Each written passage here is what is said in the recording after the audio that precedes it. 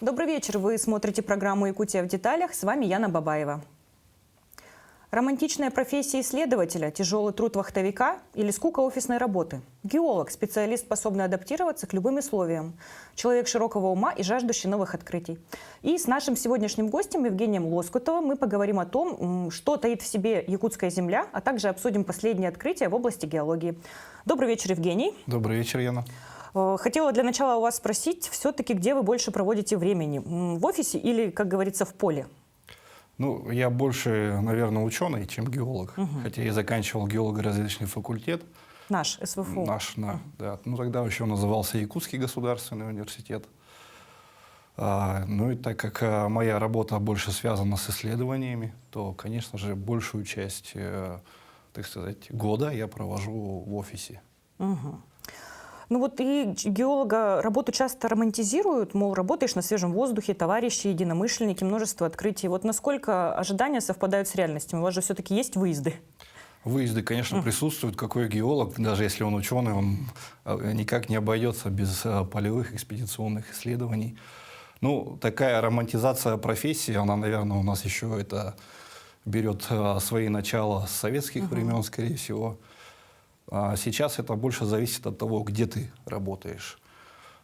Если, допустим, это у нас работа на месторождении, то там все обустроено, есть кухня, есть общежитие, ну и каждый день ты ходишь как на работу, но только, естественно, на объект. Если это какая-то поисковая или съемочная геология, такая еще тоже осталась, то, конечно же, это жизнь в палатках, и вот те, как сказать, товарищи, которые постоянно тебя сопровождают, песни под гитару, костры и все. Все, конечно, присутствует, да? Здорово. Ну вот, а насколько ваша работа сопряжена с риском, когда вы выезжаете на выезды? То есть можно же встретить и хозяина тайги? Ну, риск, конечно же, присутствует. Хочу сказать, что основной риск, он связан все-таки не с дикими животными, потому что, выезжая в поле очень часто приходится работать с людьми, которых ты не знаешь, конечно же. То есть это часто новые для тебя люди, и как они себя поведут в экстремальных условиях, тоже неизвестно. Ну а что касается диких зверей, в полевых отрядах обязательно присутствует человек, который имеет служебное оружие, а иногда и два. Ну и на каждый случай экстремальный или встречи с животным диким имеется свое правило техники безопасности, соблюдая которые можно избежать различных неприятностей. А были какие-то истории у вас интересные на выездах? Это всегда так хочется узнать, спросить. Истории с дикими животными? Ну, не обязательно, может быть, с людьми связанными. Ну, вообще, геологические истории и геологический юмор, он такой очень специфичный. Как медицинский, наверное, да? Да. Ну и рассказывать людям, которые далеки от этой профессии, не всегда с руки. Поэтому оставим их сегодня. Хорошо. А вот расскажите, как вы готовитесь к выездам? Я думаю, что там целая история, прям процедура большая. То есть нужно собрать не только себя и свои вещи, палатку и так далее и тому подобное, но и подготовиться вот с точки зрения научной. То есть взять какие-то, не знаю, аппараты. Что вот вы берете с собой? Ну, подготовка к полю начинается с момента завершения поля, так сказать. То есть с момента приезда в город обязательно надо перебрать палатки, перебрать, что говорится, высушить рюкзаки свои, чтобы это уже было готово, чтобы это зиму не лежало. Ну, с тканями может много что произойти, да. Они могут испортиться, палатки могут продрявиться за зиму. Естественно, подготовка к полю непосредственно уже с весны начинается задолго до этого. То есть, опять же, надо перепроверить весь полевой бутер, так называемое снаряжение. Геолог, помимо полевого бутера, еще должен взять с собой и знания. То есть перед тем, как выехать на какой-то новый участок, он должен ознакомиться с работами предшественников обязательно, чтобы знать, что он там вообще будет искать, какие минералы, какие горные породы, ну и все в таком духе. А вот, скажем так, крайний раз, куда вы выезжали? В прошлом году был выезд на северный Сетэ-Дабан. Это у нас в районе поселка Тополиный, чуть-чуть северо-восточнее Хандыги. А что вы там делали, расскажите. Что смотрели, что искали? Ну, у нас были поисковые работы, связанные с медью. То есть мы искали какие-то признаки медной минерализации. А вот расскажите, бывает ли боевое крещение у геологов? Ну, сложно назвать это боевым крещением как таковым, да, потому что, опять же, выезд в поле, тем более, когда человек едет первый раз, это уже получается такой некий стресс. То есть, опять же, это долгая подготовка, знакомство с новым коллективом. Вся дорога, весь сбор, естественно, лежит на отряде. Нет такого, что ты собрал чемодан, как в аэропорту, когда поехал в отпуск, сдал его в багаж и приехал, и все уже и как бы есть на месте, да. Все, что в дороге случается, обязательно решается членами отряда, не дай бог, там, будь это прокол колеса у машины, да, или еще какая-то неприятность. Если это переброска на вертолете, то вся погрузка, выгрузка, это опять же все лежит на отряде. Ну и потом уже, когда приезжаешь непосредственно на место, это установка палатки. То есть не бывает, что там человек приехал и сидит без дела. Обязательно кто-то занимается обустройством быта, кто-то в это время должен приготовить покушать, кто-то напилить, наколоть дров. Ну, собственно, это, наверное, и можно назвать боевым крещением. Ну и опять же потом первые маршруты, самые сложные не самый первый, наверное, маршрут, а второй и третий, когда ты с непривычки приходишь вечером уставший, а на утро опять надо куда-то идти. Ну, собственно, на этом, наверное, и заканчивается боевое крещение. А вот в 2021 году, когда у нас в регионе были серьезные большие пожары, у вас не было экспедиций?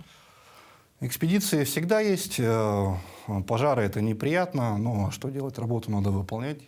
То есть, несмотря на пожары, вы все равно работаете? Ну, я понимаю, что вас не отправляют прямо туда, где все горит. Ну, да. Мы, конечно, работаем со службой МЧС, всегда держим в курсе те отряды, где какие пожары проходят, чтобы на всякий случай они были готовы. Естественно, принимаются все меры предосторожности, это и там траншеи вокруг костров, это и запрет на оставление непотушенных костров, там, ну и все, что связано с неосторожным обращением с огнем. А с гидрометеослужбой вы как-то работаете, сотрудничаете? С гидрометеослужбой мы сотрудничаем только на уровне Яндекс.Погода. Да? А почему? Ну, как-то вот... В основном у нас все гидрометеостанции, они в отдаленных участках расположены, и очень редко получается с ними пересекаться. Как-то вот так. А вот расскажите, может быть, появились какие-то современные решения, которые помогают вам в командировках выездных вот этих чувствовать себя более комфортно? Вот, потому что сейчас техника и какие-то моменты для удобства, подушки надувные и так далее. И 10 лет назад это совершенно разные вещи. То есть сейчас оборудование для тех же, допустим, альпинистов, тех, кто ходит в горы, оно достаточно легкое, оно достаточно качественное. Вот как у вас? Ну, что касается гор сразу, да, геолог, он не альпинист, не спелеолог, ему не надо лезть по отвесной скале, всегда выбирается наиболее оптимальный маршрут. Для этого изучаются карты предварительно, да, карты рельефа, и маршрут всегда, опять же, выбирается оптимальный, чтобы там не было крутых отвесов, желательно, да. Что касается современного оборудования, да, конечно, сейчас есть и GPS-навигаторы полевые, которые не тонут, практически не горят, хорошо держат связь с космосом. Да. Сейчас очень прекрасно сигнал ловят и уже и сотовые телефоны, туда можно и карту загрузить, это очень помогает. Естественно, в полевых условиях уже и используются и солнечные панели с аккумуляторами, то есть всегда, что говорится, ноутбук, телефон, спутниковый телефон всегда есть генератор, полный бензина, поэтому и досуг обеспечен, и как бы безопасность, и связь. Сейчас еще последнее время вот мы начали использовать квадрокоптеры. Очень помогает при длинных переходах, при длинных маршрутах, то есть можно всегда с точки облететь, так сказать, местность и посмотреть, где лучше пойти, опять же, чтобы не было отвесов, опасных каньонов, ну и так далее. Ну, давайте поговорим про вашу исследовательскую деятельность. Расскажите, пожалуйста, мне и нашим телезрителям, на чем вы специализируетесь, чем занимаетесь вне походных дел. Ну, начинал я как специалист по золото-урановым месторождениям. Сейчас, значит, вторая составляющая, это уран, немножко отошла в сторону. Золото, оно всегда актуально, поэтому вот я занимаюсь золоторудными месторождениями, рассыпными месторождениями золота, теми, которые расположены на Алданском щите, то есть это вот непосредственно моя специальность. Расскажите, что нашли? Что интересного, может быть, открыли? Таких больших открытий у меня еще не было, но интересные находки, они всегда сопутствуют полевым экспедициям. Не всегда это связано с какими-то драгоценными или благородными металлами, драгоценными камнями, но находки всегда есть, всякие интересные там, другие, так сказать, камни, да, какие-то там природные образования, красивые фотографии, красивые виды, необычные деревья, и так далее. Даже иногда и, так сказать, следы геологов прошлых поколений интересные находятся. Там старые газеты каких-нибудь 60-х годов, где написано об ударном труде там, комсомольцев в геологической партии. И очень интересно иногда такие артефакты найти, почитать, посмотреть. Но каков шанс вообще найти какой-нибудь, не знаю, гигантский слиток сейчас? Или это уже все дела минувших дней, и сейчас только вот такая, скажем, поверхностная работа? Почему? Шанс есть всегда. Просто нужно знать те, сказать так, метки, по которым надо искать. А какие это метки? Расскажите нам.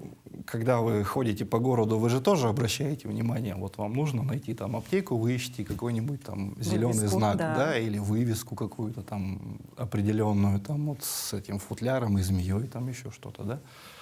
Также и геологи, не зря мы там учимся 5-6 лет, чтобы вот уметь находить эти намеки на какое-то полезное ископаемое, которое вот можно здесь найти. Это и различные минералы, которые выглядят как железо, и какие-то следы, там, допустим, если это работа с лотком, когда вот ищут, допустим, месторождение алмазов, да, когда работают с лотком, всегда в лотке нахождение минералов-спутников алмаза говорит о том, что где-то здесь поблизости или выше по течению может быть месторождение. А также и с золотом, и с другими полезными ископаемыми. То есть какие-то вот знаки потихоньку собираются, потом составляется карта, анализируется, и где наибольшее скопление этих знаков, там и потом сгущается, так сказать, сеть поиска, и так вот постепенно подбираются геологи, пока, собственно, не найдут то, что ищут. А вот смотрите, если вы нашли то, что искали, допустим, золото, что делается дальше? То есть вы передаете информацию куда? Если это в научном плане делается, да, то оно изучается. Обычно не бывает, там, что это слиток несколько килограмм, да, это какие-то крупицы золота. Сразу огорчу тех молодых людей, которые хотят пойти за слитками в геологию. Обычно это маленькие крупицы. Оно изучается на химических аппаратах, на сканирующих микроскопах, сдаются в лаборатории.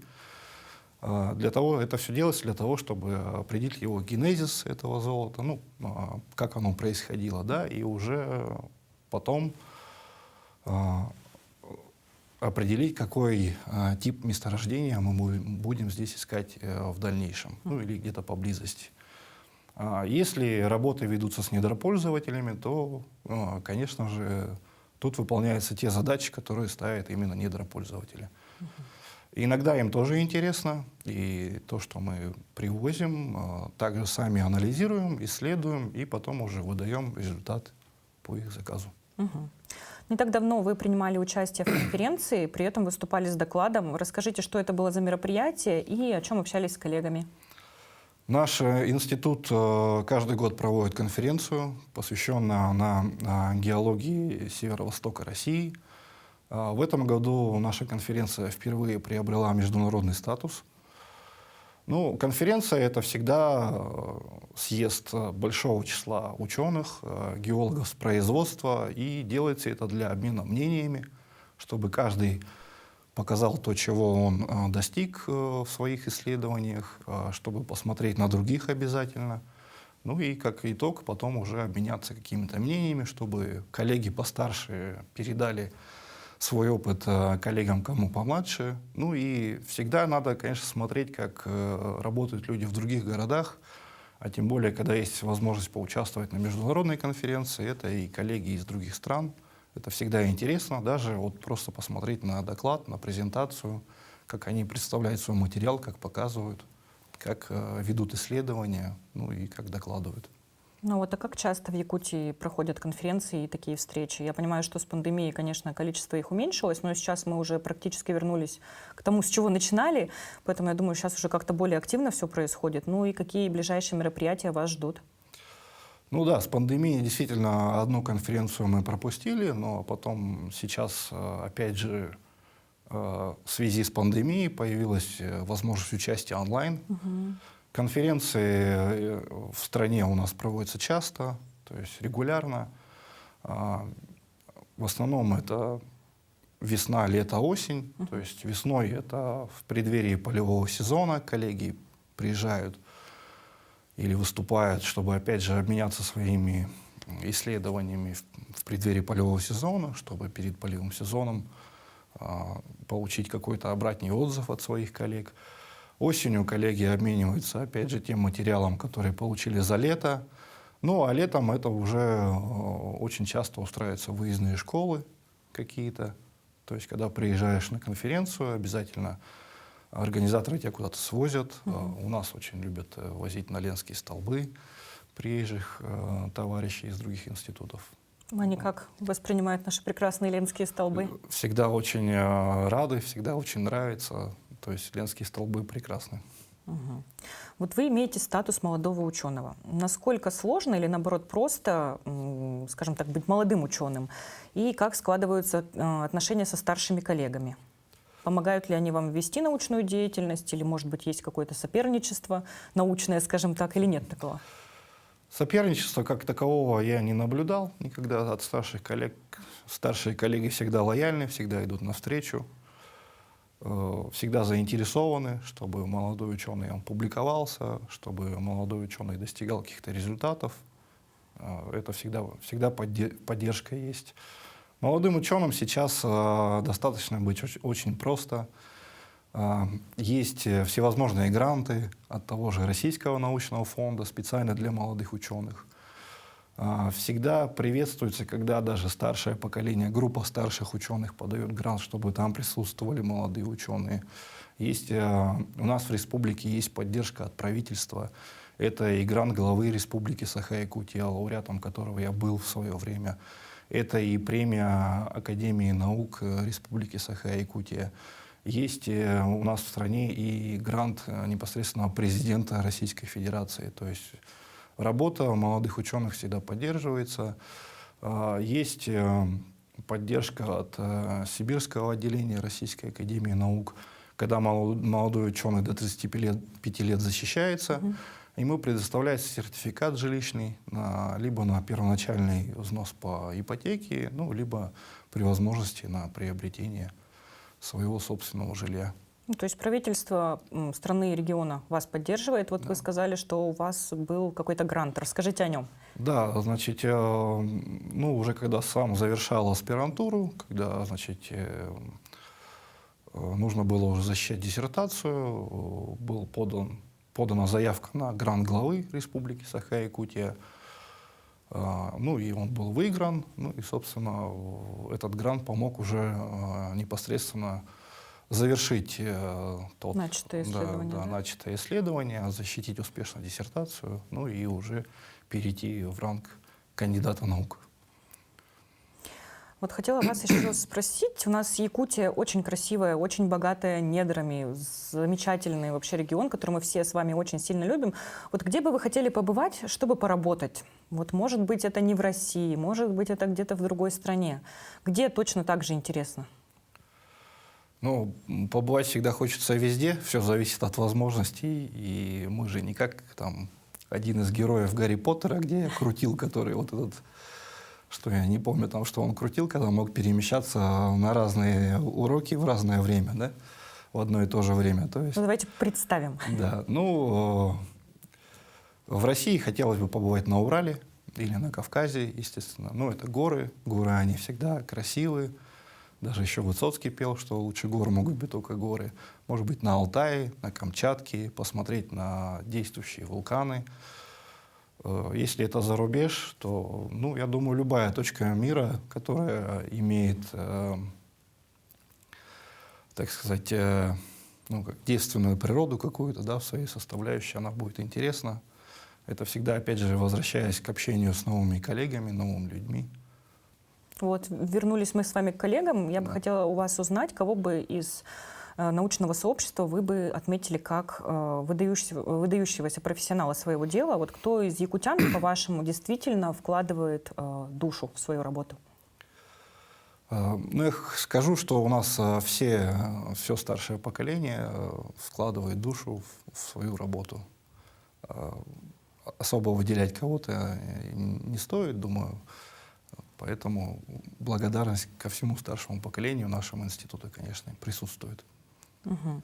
А в чем состоит уникальность геологии Якутии в целом? Ну, я, конечно, понимаю, что это довольно-таки обширный вопрос, но давайте вы объясните мне и телезрителям вот как-то вот, не знаю, попроще, что ли. Ну, если начинать как бы с азов, то Якутия — это обширная территория, да, это там... Самый крупный регион нашей самый страны. крупный регион страны, там, если сравнивать с другими странами, это 5 там, Франции, 6 Италии, ну и так далее, да.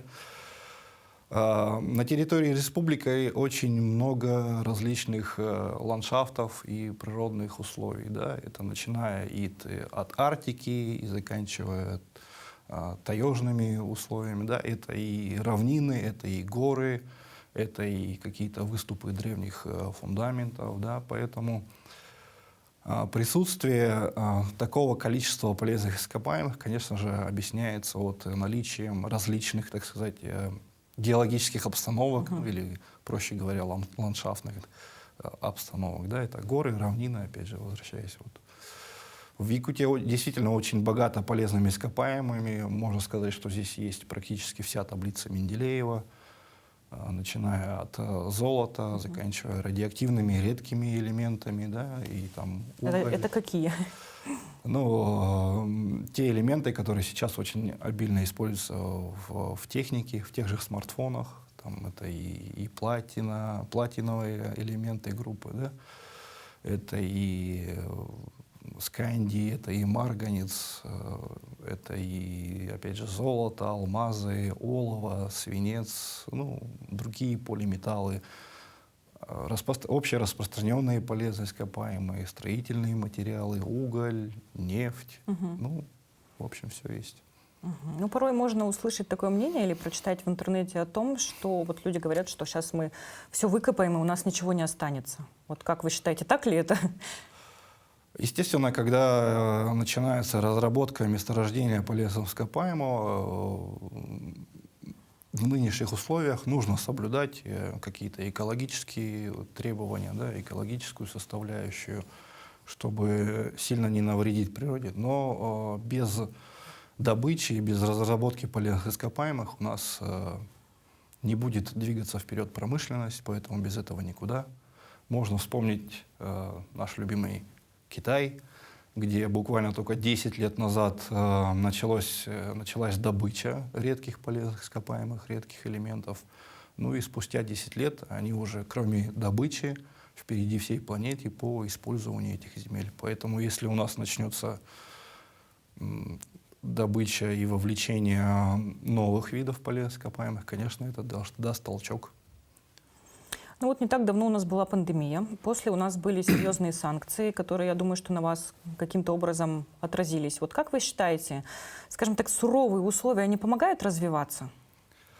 Санкции, конечно, повлияли и на геологию в целом, как на отрасль, и на науку в частности. Потерялись какие-то связи, с зарубежными, да, учеными.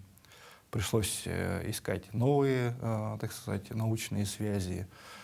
Потерялись какие-то цепочки, когда можно получить было анализы в других институтах зарубежных, да, ну, провести испытания, либо получить какие-то материалы для испытаний, чтобы проводить у себя в институте. Но, те условия, в которые нас поставили, заставили нас оглянуться, так сказать, вокруг, да, и искать новые связи, новых коллег в дружественных странах. Началась активная работа, чтобы внутри страны развивалось это все. Поэтому, ну, это, так сказать, палка о двух концах. Где-то мы потеряли, но это заставляет нас смотреть вокруг и двигаться дальше, конечно. А с кем сейчас из зарубежных коллег вы более тесно сотрудничаете? Это все-таки Китай, страны АТР, Азиатско-Тихоокеанского региона, или не обязательно?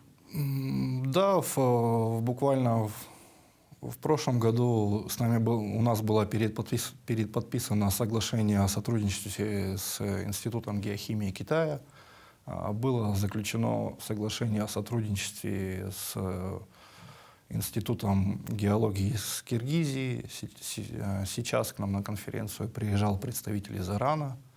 То есть, естественно, да, это представители дружественных стран, ну и тех стран, которые находятся в Азиатско-Тихоокеанском регионе. А вот наша геология отличается от зарубежной или все подходы примерно одинаковые у ученых? Смотря какая зарубежная геология.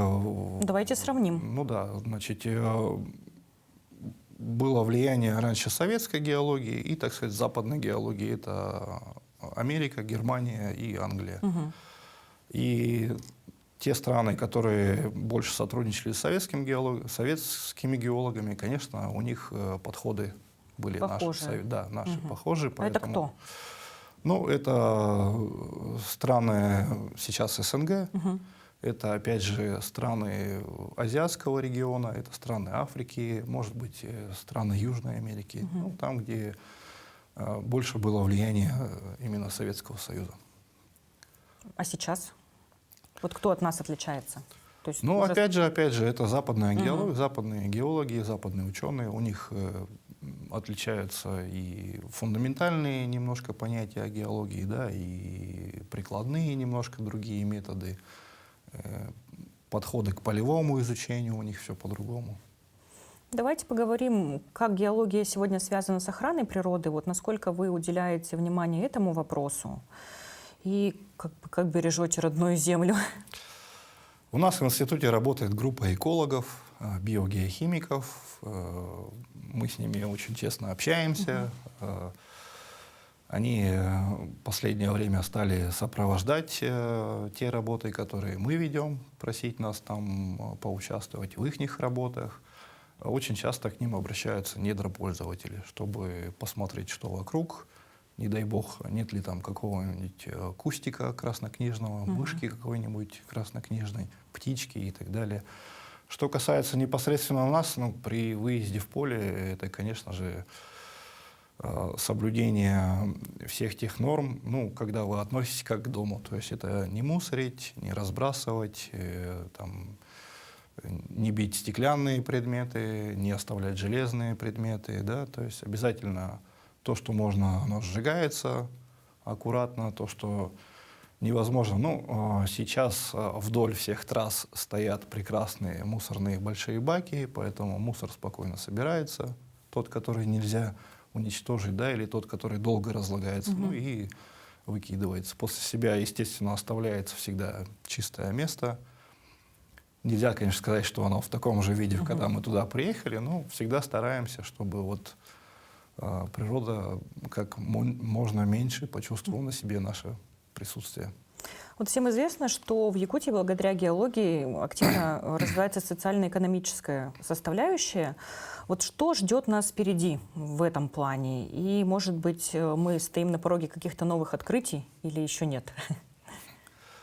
Ну, мы всегда стоим на пороге каких-то новых открытий, тем более, что мы только что говорили о том, что у нас новые вызовы сейчас присутствуют. Да, вы правильно сказали, что геология и недропользование – это большая часть и бюджета республики, и социальной составляющей. У нас есть крупные компании, такие как «Алроса». Они всегда участвуют в социальной сфере и в жизни республики. У нас еще очень много не тронуто крупных месторождений, которые находятся в крайней Арктике. очень большие по запасам, которые при разработке будут вовлекать и местное население, я так думаю.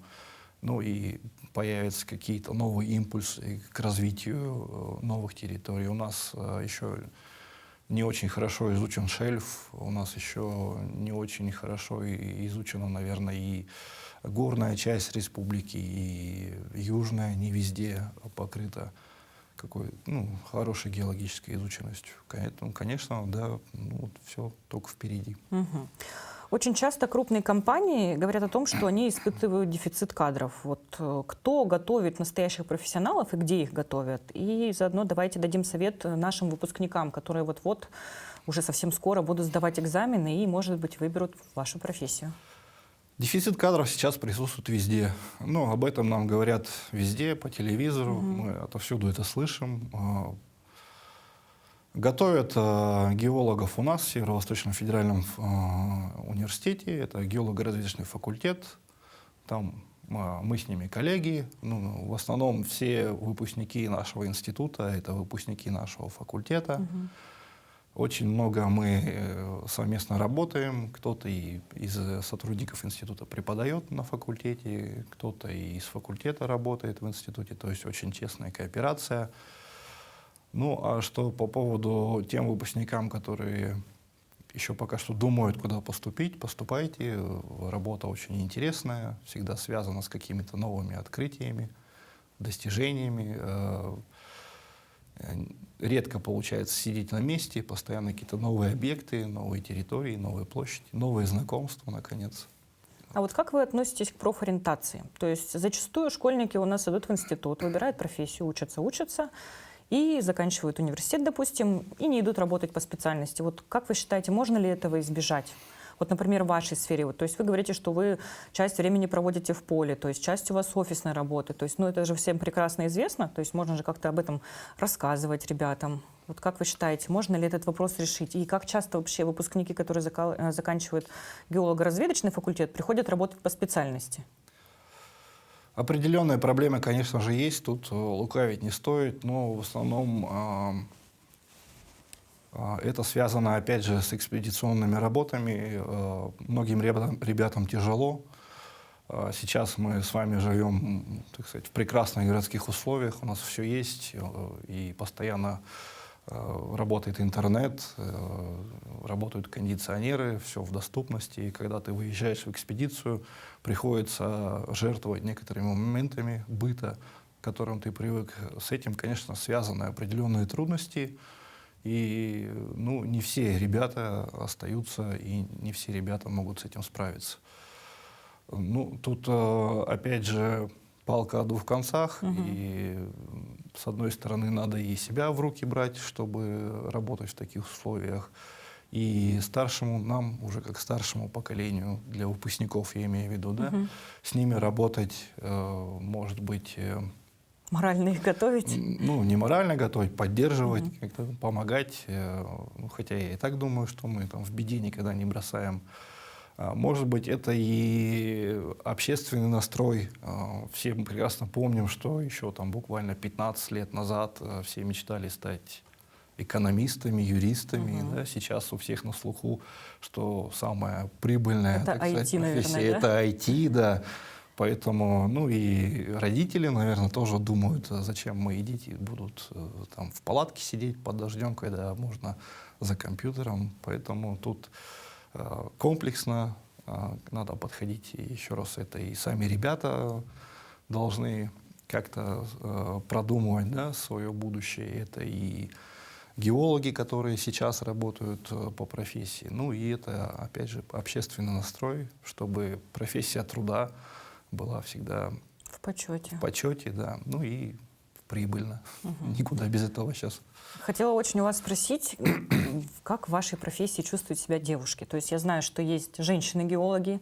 Ездят ли они вот в такие командировки или больше они проводят времени в офисе, скажем так, в институте? Вот как у них дела складываются? Прекрасно себя чувствуют. Геолог — это абсолютно не гендерная профессия. То есть и девушки ездят в поле, и работают на участках, и командуют там бульдозеристами, спокойно себя прекрасно чувствуют. И все-таки мы, как мужчины, стараемся их в экспедициях не обижать, всегда помогать. И если тяжело физически и морально, конечно же, и у меня у самого жена геолог, и мы не раз ездили в поле, и все нормально, прекрасно. Мы и познакомились там. Ну, на этой замечательной ноте мы с вами программу заканчиваем. Да. Я благодарю вас за интересную беседу. На этом выпуск нашей программы подошел к концу. С вами была Яна Бабаева. Смотрите нас по будням в 19:15. Расскажем обо всем в деталях.